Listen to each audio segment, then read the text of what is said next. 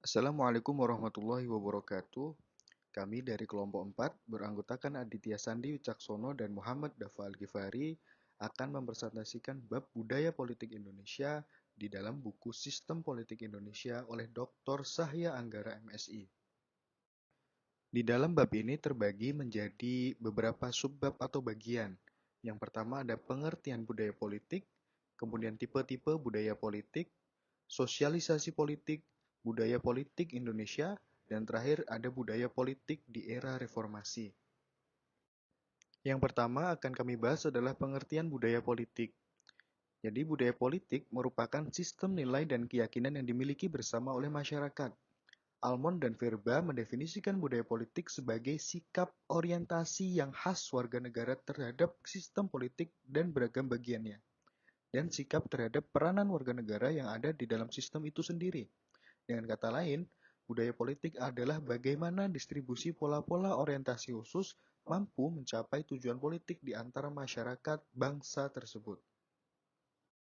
Selanjutnya adalah tipe-tipe budaya politik. Dr. Sahya Anggara mengklasifikasikan tipe-tipe budaya politik menjadi dua bagian. Pertama adalah berdasarkan sikap yang ditunjukkan. Negara dengan sistem ekonomi dan teknologi yang kompleks menuntut kerjasama yang luas untuk mengintegrasikan modal serta keterampilan. Jiwa kerjasama dapat diukur dari sikap seseorang terhadap orang lain. Pada kondisi ini, budaya politik cenderung bersifat militan atau bersifat toleransi. Budaya politik militan tidak memandang perbedaan sebagai usaha mencari alternatif yang terbaik, tetapi melihatnya sebagai usaha jahat dan menantang. Apabila terjadi krisis, yang dicari adalah kambing hitamnya, bukan peraturannya yang mungkin saja salah. Kedua, budaya politik toleransi. Budaya politik toleransi adalah budaya politik yang pemikirannya berpusat pada masalah atau ide yang harus dinilai. Klasifikasi yang kedua adalah berdasarkan orientasi politiknya. Pertama, budaya politik parokial, yaitu tingkat partisipasi politik yang sangat rendah, yang disebabkan faktor kognitif, misalnya tingkat pendidikan yang relatif rendah. Kedua, budaya politik kaula, yaitu masyarakat yang bersangkutan sudah relatif maju baik secara sosial maupun ekonomi, tetapi budaya politiknya secara umum masihlah pasif. Ketiga, budaya politik partisipan, yaitu budaya politik yang ditandai dengan kesadaran politik yang sangat tinggi yang biasanya dapat ditemukan di negara-negara maju. Keempat atau terakhir, budaya politik campuran, mixed political culture, yaitu gabungan karakteristik tipe-tipe kebudayaan politik murni yang telah diuraikan di atas. Yang selanjutnya adalah sosialisasi politik. Budaya politik merupakan produk dari proses pendidikan atau sosialipolitik dalam sebuah masyarakat.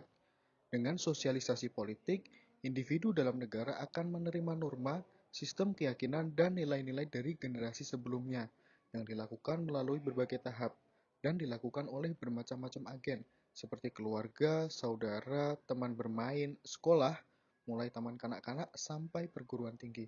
Lingkungan pekerjaan dan media massa seperti radio, TV, surat kabar majalah, dan internet juga sangat berpengaruh dalam sosialisasi politik. Untuk subbab selanjutnya, budaya politik Indonesia. Salah satu budaya politik yang menonjol di Indonesia adalah kecenderungan pembentukan pola hubungan patronage, baik di kalangan penguasa maupun masyarakat, yang didasarkan atas patronage yang disebut James Scott sebagai pola hubungan patron-client. Masyarakat Indonesia pada dasarnya bersifat hierarkis. Stratifikasi sosial tidak didasarkan atas atribut sosial yang bersifat materialistik, tetapi lebih pada akses kekuasaan. Ada pemilahan yang tegas antara mereka yang memegang kekuasaan, yang juga disebut sebagai kalangan priai, dan rakyat secara umum. Hal itu diperlihatkan dengan cara berekspresi melalui bahasa atau gestur, atau pula memperlihatkan mimik atau perilaku yang diwujudkan melalui bahasa. Bahasa Jawa contohnya, yang terdiri atas beberapa tingkatan, mulai dari kromo, inggil, kromo halus, sampai ngoko halus, setengah halus, dan kasar. Kalangan rakyat kebanyakan harus membahasakan atau mengekspresikan dirinya dalam bahasa yang halus kepada kalangan pemegang kekuasaan. Sebaliknya, kalangan pemegang kekuasaan dapat menggunakan bahasa yang kasar kepada rakyat kebanyakan. Pemilahan antara penguasa dan rakyat menjadi tegas, yang kemudian diungkapkan dengan istilah wong gede dan wong cilik. Implikasi dari semua karakteristik budaya politik seperti ini adalah kekuasaan menjadi tidak terkontrol, bahkan terakumulasi sedemikian rupa sehingga kemungkinan munculnya civil society menjadi sangat terbatas.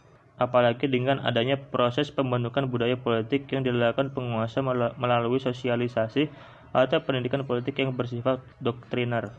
Kecenderungan penguasa kita dalam menanamkan nilai dan keyakinan politik akan menjadikan individu menjadi objek dari kekuasaan. Subbab selanjutnya adalah budaya politik era reformasi.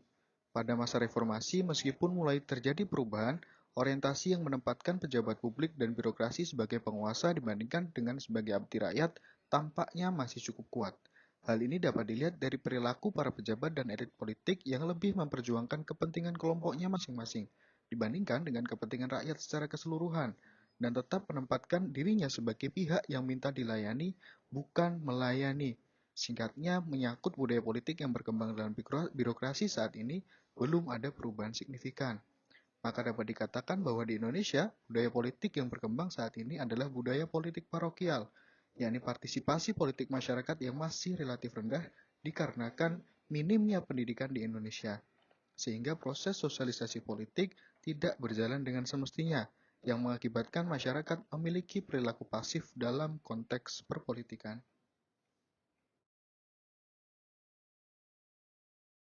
Sekian presentasi dari kami. Terima kasih. Wassalamualaikum warahmatullahi wabarakatuh.